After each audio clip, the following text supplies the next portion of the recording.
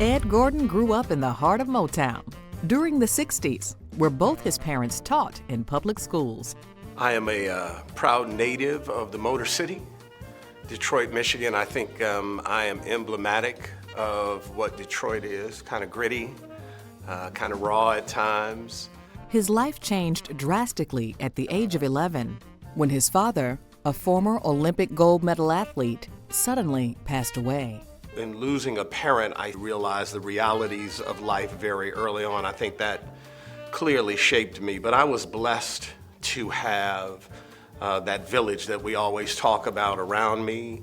A man to this day who lived 2 houses away became my mentor. So while I didn't have my father, I certainly had those images of black men, positive black men, and that clearly shaped me along the way. It was a time when the budding journalist began to emerge. Strangely enough, when I was in junior high school, my buddy and I used to sit in the lunchroom and mimic the local newscasters, just fooling around. At that point, I thought I was going to be a lawyer. Until one day in college, a professor came to me and said, "Well, what are you going to do after graduation?" I told him I wanted to go to law school, and he said, "Well, that's great." He said, "But I think you'd be good at this TV thing." His career unfolded like a true Hollywood success story. As a cub reporter at the Detroit PBS station, he was tapped to take the anchor chair when the regular was a no-show. From there, he rose to become his hometown correspondent for BET News, where he thrived. But it was the first post-acquittal interview with O.J. Simpson that introduced Ed Gordon to the world.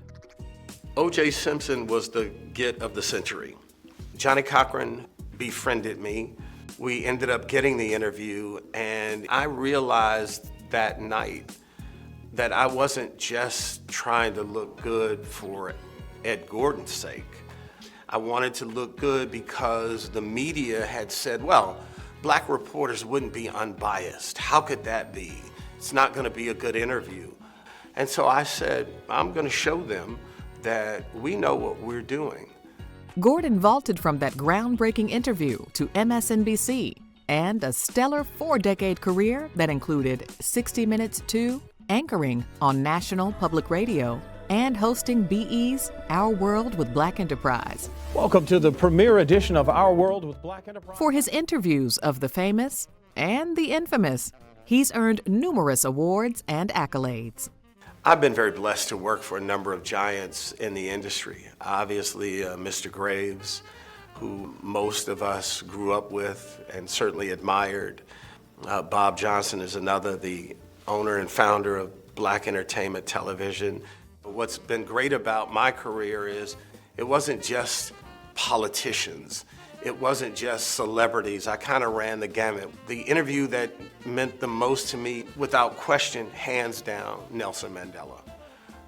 His ability to overcome all that he did, lead that nation, was astounding to me. Even with his extraordinary success, he has wrestled with doubts along the way. It's not an easy business, but being a black male in America is not an easy business. You struggle any given time in your life. And so I tell young people, particularly young black men, believe in yourself first, not the bravado of being a man. That's easy. And what does he hope will be his lasting impact? I understand there's so few people in this world that leave a true legacy that impacts the world. Somebody like a Mandela, somebody like Muhammad Ali, Rosa Parks, Oprah. My legacy is about the people I touch on a day-to-day. And so I hope when it's all said and done, those people who loved me, who really knew me, can say, yeah, he's a good guy. For the pioneering work that opened a generation to opportunities in journalism, his dedication to the highest standards in every encounter, and his leadership on and off camera, Black Enterprise is proud to present the 2024 Black Men Excel Earl G. Graves Sr. Vanguard Award to Ed Gordon.